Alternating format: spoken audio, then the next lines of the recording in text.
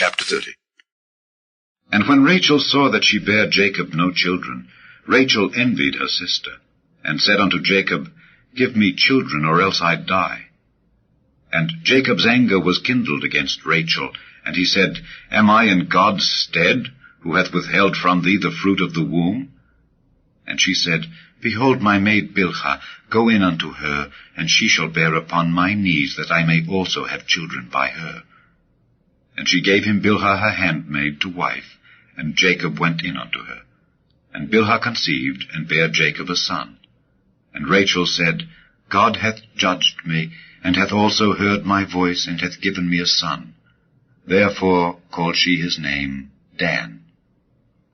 And Bilhah Rachel's maid conceived again, and bare Jacob a second son. And Rachel said, With great wrestlings have I wrestled with my sister, and I have prevailed. And she called his name Naphtali. When Leah saw that she had left bearing, she took Zilpah her maid, and gave her Jacob to wife. And Zilpah, Leah's maid, bare Jacob a son. And Leah said, A troop cometh. And she called his name Gad. And Zilpah, Leah's maid, bare Jacob a second son. And Leah said, Happy am I, for the daughters will call me blessed. And she called his name Asher. And Reuben went in the days of wheat harvest, and found mandrakes in the field, and brought them unto his mother Leah. Then Rachel said to Leah, Give me, I pray thee, of thy son's mandrakes. And she said unto her, Is it a small matter that thou hast taken my husband? And wouldest thou take away my son's mandrakes also? And Rachel said, Therefore he shall lie with thee tonight for thy son's mandrakes. And Jacob came out of the field in the evening, and Leah went out to meet him, and said, Thou must come in unto me, for surely I have hired thee with my son's mandrakes. And he lay with her that night. And God hearkened unto Leah, and she conceived and bare Jacob the fifth son. And Leah said, God hath given me my hire, because I have given my maiden to my husband. And she called his name Issachar.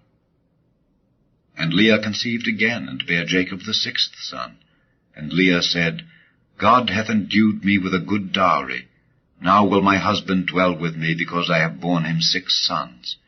And she called his name Zebulun. And afterward she bare a daughter, and called her name Dinah. And God remembered Rachel, and God hearkened to her, and opened her womb. And she conceived and bare a son, and said, God hath taken away my reproach. And she called his name Joseph, and said, The Lord shall add to me another son. And it came to pass, when Rachel had borne Joseph, that Jacob said unto Laban, Send me away, that I may go unto mine own place and to my country. Give me my wives and my children, for whom I have served thee, and let me go, for thou knowest my service which I have done thee. And Laban said unto him, I pray thee, if I have found favor in thine eyes, tarry, for I have learned by experience that the Lord hath blessed me for thy sake. And he said, Appoint me thy wages, and I will give it. And he said unto him, Thou knowest how I have served thee, and how thy cattle was with me. For it was little which thou hadst before I came, and it is now increased unto a multitude. And the Lord hath blessed thee since my coming, and now when shall I provide for mine own house also? And he said, What shall I give thee? And Jacob said, Thou shalt not give me anything. If thou wilt do this thing for me, I will again feed and keep thy flock. I will pass through all thy flock today, removing from thence all the speckled and spotted cattle, and all the brown cattle among the sheep, and the spotted and speckled among the goats, and of such shall be my hire. So shall my righteousness answer for me in time to come, when it shall come for my hire before thy face. Every one that is not speckled and spotted among the goats, and brown among the sheep, that shall be counted stolen with me. And Laban said, Behold, I would it might be according to thy word. And he removed that day the he-goats that were ring-straked and spotted, and all the she-goats that were speckled and spotted, and every one that had some white in it, and all the brown among the sheep, and gave them into the hand of his sons. And he set 3 days' journey betwixt himself and Jacob fed the rest of Laban's flocks. And Jacob took him rods of green poplar, and of the hazel and chestnut tree, and pilled white strakes in them, and made the white appear which was in the rods.